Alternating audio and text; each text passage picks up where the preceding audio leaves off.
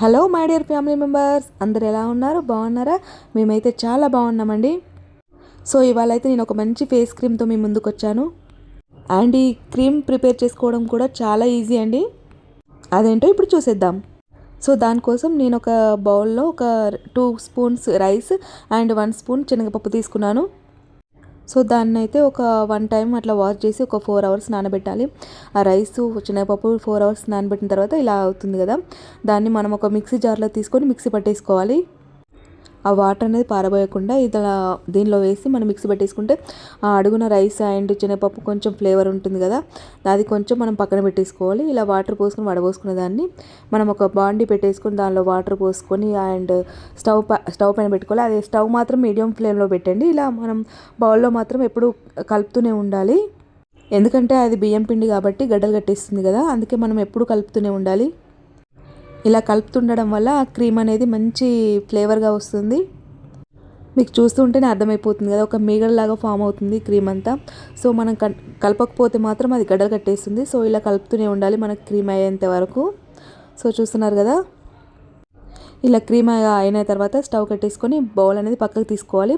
So ఇలా కొంచెం చల్లారిన తర్వాత మళ్ళీ మిక్సీ జార్ తీసుకొని నేను ఆ టెక్స్చర్ అంతా అందులో వేసుకుంటున్నాను. సో ఈ క్రీమ్ వేసుకున్న తర్వాత నేను దానిలో అలోవెరా ఒక 1 స్పూన్ వేసుకుంటున్నాను. నా దగ్గర చెట్టు ఉంది కాబట్టి ఆ కొమ్మ నుంచి తీసుకున్నాను.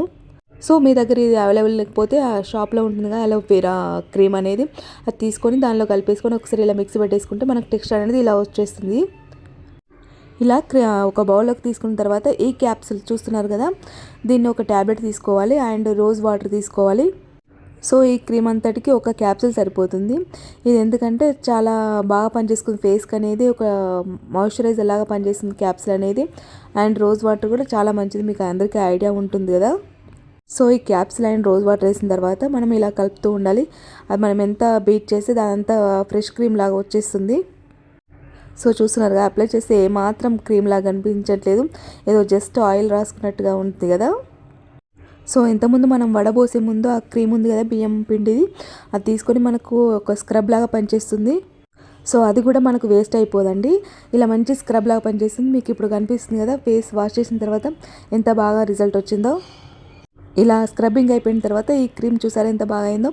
సో దాన్ని కూడా మనం ఇట్లా ఫేస్ పైన అప్లై చేసుకొని ఫింగర్స్తో జస్ట్ అట్లా మాయిశ్చరైజర్ లాగా అప్లై చేయండి అండ్ ఇట్లా ట్యాప్ చేయండి.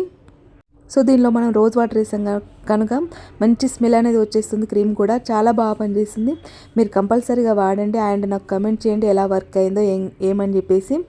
సో చూస్తున్నారు కదా, చాలా బాగా పనిచేస్తుంది. సో మీకు కనుక వీడియో నచ్చితే please like and share and subscribe please friends. Bye.